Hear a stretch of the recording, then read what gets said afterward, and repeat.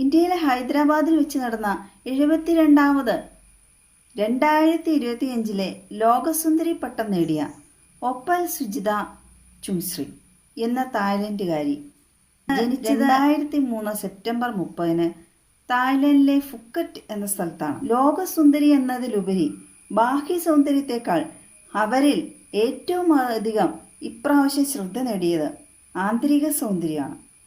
തായ്ലൻഡുകാരിയായ ഈ 21കാരി തൻ്റെ 16ാമത്തെ വയസ്സിൽ സ്തനാർബുദം ബാധിച്ച് അതിനെ അതിജീവിച്ചു. ശസ്ത്രക്രിയകൾ നേരിട്ടും മരുന്നുകൾ കഴിച്ചും ഈ രോഗത്തെ അതിജീവിച്ച് ലോകത്തിലെ സ്ത്രീകൾക്ക് മാതൃകയായി. 2024 മിസ് തായ്ലൻഡായി തിരഞ്ഞെടുക്കപ്പെട്ടു. അതേ വർഷം തന്നെ മിസ് യൂണിവേഴ്സ് 3rd റണ്ണറപ്പായും തിരഞ്ഞെടുക്കപ്പെട്ടു. തീർന്നില്ല, ഇനിയും ഉയരങ്ങൾ കീഴടക്കാനുണ്ടെന്ന് അവർ വിശ്വസിച്ചു. അങ്ങനെ ലോകസുന്ദരി പട്ടം നേടിയ ആദ്യത്തെ തായ്ലൻഡുകാരിയായി Opal Suchata. Politics and public international റിലേഷൻസിൽ ബിരുദധാരിയായവർ അതുപോലെ തന്നെ സാമൂഹ്യ പ്രതിബദ്ധതയുള്ള വ്യക്തിയാണെന്ന് തെളിയിച്ചുകൊണ്ടിരിക്കുന്നു. തായ്, ചൈനീസ്, ഇംഗ്ലീഷ് എന്നീ ഭാഷയിൽ പ്രാവീണ്യം നേടിയ ഒപ്പൽ ഉക്കലേലെ എന്ന സംഗീത ഉപകരണം വായിക്കുന്നതിലും വിദഗ്ധയാണ്. വിവാഹം കഴിഞ്ഞ് മക്കളായി പ്രായമായിട്ട് അർബുദം വന്നു എന്ന് പറഞ്ഞാൽ പോലും വല്ലാത്തൊരു മാനസികാവസ്ഥയായിരിക്കും അല്ലേ. അപ്പോൾ പിന്നെ കൗമാരപ്രായത്തിൽ സ്ഥാനാർബുദം വന്നു എന്ന് പറയുമ്പോൾ എന്തെല്ലാം മാനസികാവസ്ഥയിലൂടെ ഈ ഒപ്പൽ കടന്നു പോയിട്ടുണ്ടാവും. മാനസികമായി തളരാതെ എത്രയോ മുതിർന്ന സ്ത്രീകൾക്കും അല്ലാത്തവർക്കും ഇപ്പോൾ അവർ പ്രചോദനമായി ജീവിക്കുന്നു. പല പല ലക്ഷണങ്ങളുണ്ടല്ലോ ക്യാൻസറിന്. അങ്ങനെ എന്തെങ്കിലുമൊക്കെ സംശയങ്ങൾ തോന്നുവാണെങ്കിൽ ആശുപത്രിയിൽ ഉടനെ പോയി പരിശോധിക്കുക. നമ്മളോർക്കും ഒരു പ്രായം വരുമ്പോഴാണ് ഈ അസുഖങ്ങളൊക്കെ വരുള്ളൂ, അർബുദം പോലത്തെ എന്നൊക്കെ. പക്ഷേ ഇപ്പം പ്രായഭേദം തന്നെ എന്ത് അസുഖം ആർക്കും വരാം എന്നുള്ള സ്ഥിതിയാണ്. തൻ്റെ കൗമാരപ്രായത്തിൽ ബാധിച്ച സ്തനാർബുദം എന്ന മഹാവ്യാധിയിൽ തളരാതെ തൻ്റെ കൗമാര സ്വപ്നങ്ങൾ നിഷ്ഫലമാക്കാതെ സ്വപ്നങ്ങൾക്ക് ചിറക് വിജയിച്ച് കാണിച്ചിരിക്കുന്നു ലോകത്തിന് മുമ്പിൽ. സ്തനാർബുദമൊക്കെ നേരത്തെ കണ്ടുപിടിക്കാൻ പല ടെക്നോളജിയും ഇപ്പോൾ വികസിപ്പിച്ചിട്ടുണ്ട്.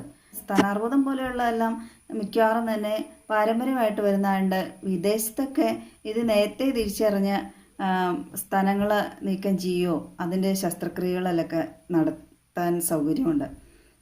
അതിനൊരു ഉത്തമ ഉദാഹരണമാണ് ഹോളിവുഡ് നടിയായ ഏഞ്ചലീന ജോളി. അങ്ങനെ തൻ്റെ സ്തനങ്ങൾ നീക്കം ചെയ്യുന്നതിലൂടെ പാരമ്പര്യമായിട്ട് വരാനിരുന്ന തൻ്റെ അർബുദത്തെ അവർ അതിജീവിച്ചു.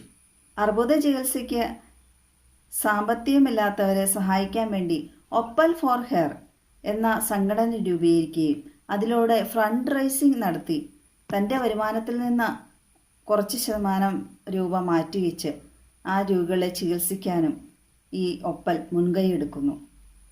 എത്രയോ ലോകസുന്ദരികൾ ഇതിനു മുമ്പ് വന്നിട്ടുണ്ടല്ലേ. പക്ഷേ ഇത്രയും മാതൃകാപരമായി എല്ലാവരും നമ്മൾ ഓർത്തിരിക്കാനും ബഹുമാനിക്കത്തക്കതായ ഒരു ലോകസുന്ദരി ആദ്യമായിട്ടായിരിക്കും. ഒപ്പൽ എന്ന അവരുടെ പേര് അന്വർത്ഥമാക്കുന്നതാണ് അവരുടെ ജീവിതം. അതായത് വിലപിടിപ്പുള്ള രത്നം. എന്ത് അസുഖമാണെങ്കിലും മരുന്നുകൊണ്ട് മാത്രം മാറണമെന്നില്ല, വിൽ പവർ അതും കൂടെ ചേർന്നാലാണല്ലോ നമ്മുടെ രോഗം പൂർണ്ണമായി മാറുക.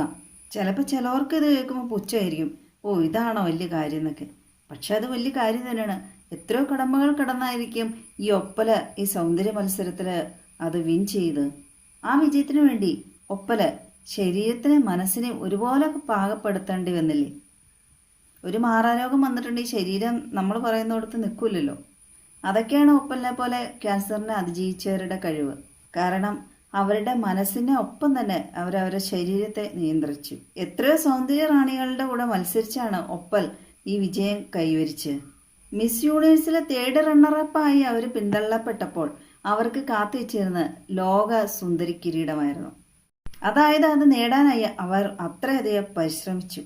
സൗന്ദര്യം മാത്രം പോരല്ലോ ലോകസുന്ദരി പട്ടം നേടാൻ, ബുദ്ധിയും കൂടെ ആവശ്യമാണ്. അവർ ചോദിച്ച ചോദ്യത്തിന് ഒപ്പൽ പറഞ്ഞ മറുപടിയും വളരെ നമുക്ക് ഹൃദയത്തിൽ തട്ടുന്നതാണ്. അവർ പറഞ്ഞത് പ്രായഭേദമന്യേ മറ്റൊരാളെ നമ്മൾക്ക് നന്മയിലേക്ക് നയിക്കാൻ കഴിയുമെങ്കിൽ അതാണ് ഏറ്റവും നല്ല പ്രവൃത്തി. എന്ത് നല്ല ഒരു മറുപടിയാണല്ലേ.